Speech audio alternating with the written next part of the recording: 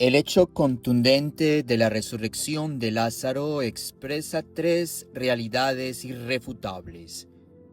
Dios es el Señor absoluto de la naturaleza. Jesús tenía amigos particulares y le dolía la amistad. Jesús enaltece, por sobre muchas cosas, el valor de la vida. Pero este conmovedor milagro no puede entenderse en forma aislada, sino que debe ser enriquecido con el amplio contexto que nos entrega el evangelista Juan. Inicialmente es importante vivir enterados de lo esencial. El desconocimiento respecto de lo que nos atañe es falta de responsabilidad. Jesús y Marta, al sentirse enterados, reaccionan proporcionadamente a la noticia que reciben. Por otra parte, siempre será inevitable aceptar en algún momento el mundo de contradicción en el que nos movemos. Ante un mismo hecho, lo mismo que pasa con Jesús, sobrevienen el cariño y la aceptación o los duros comentarios y la persecución.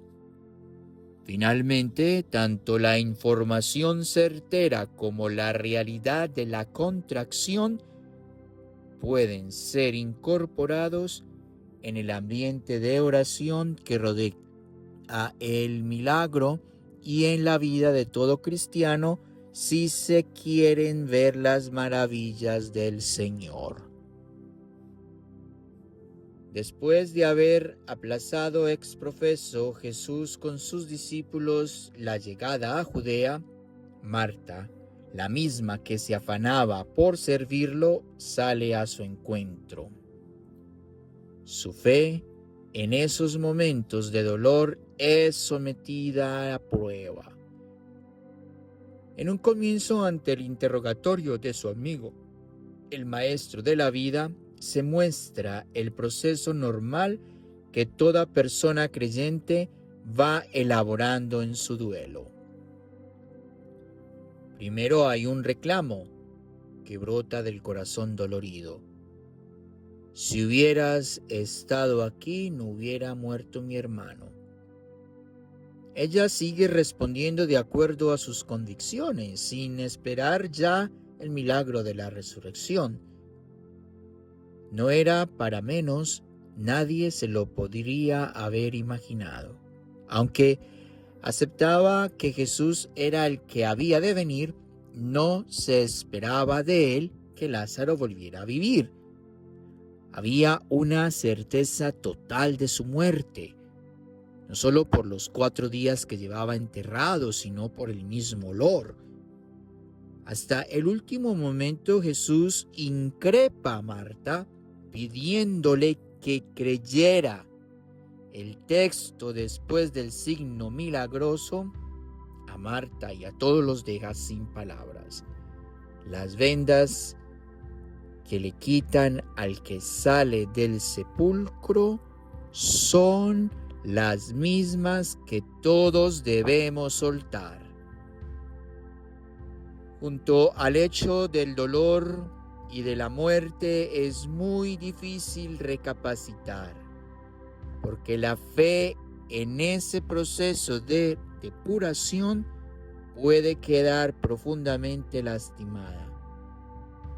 De ahí que lo más aconsejable sea tomar fuerzas poco a poco por medio de la oración. El evangelista nos pide como recurso excepcional la novedad de creer y confiar en la oración de Jesús antes de confiar en las propias fuerzas. Su oración, siempre dirigida al Padre, no es solo una constante en los momentos difíciles, como en la noche del Huerto de los Olivos, en la cruz y ahora junto a la tumba de Lázaro, sino que es de intercesión por todos. Ruego por ellos, reza Juan 17:9. En la gran oración sacerdotal pide por el cuidado de sus discípulos y la unidad de los creyentes. Jesús nos recuerda un carácter esencial de la oración, y es darse cuenta de que somos escuchados por el Padre. Yo sé que tú me escuchas siempre. Si algún día faltan las palabras o los métodos de la oración, basta con acogerse a las súplicas que Jesús dirige a su Padre por nuestro bienestar y la consolidación de la fe. Por lo general, los que más hablan escuchan menos. Escuchar es primero y mucho antes que hablar. Es siempre más fácil camuflar los propios temores y las inseguridades detrás del discurso desilvanado que enfrentarse con audacia a despejar parte del subconsciente mediante el ejercicio de la escucha serena. Muchos hablan o gritan por el temor a sentirse confrontados por la palabra incómoda y saludable que proviene de quien bien nos conoce. Escuchar es el primer capítulo del conocimiento y la fuente soberana de la libertad. Se aprende a conquistar el mundo entrando en el ejercicio, por etapas, del silencio restaurador, con el cual se hace el espacio para percibir y depurar las voces que nos hablan de nosotros mismos. Nos escuchamos escuchando a los demás. Conociendo lo que somos, se va adquiriendo la capacidad de escuchar a los otros. De esa forma, también encontraremos la fortuna de descansar, descargando los aprietos y el peso psicológico que nos aprisiona cuando alguien nos escucha. Algunos creen que con las músicas estridentes en alto volumen o perdidos en el ruido y la congestión de las ciudades están escuchando ciertas realidades urbanas.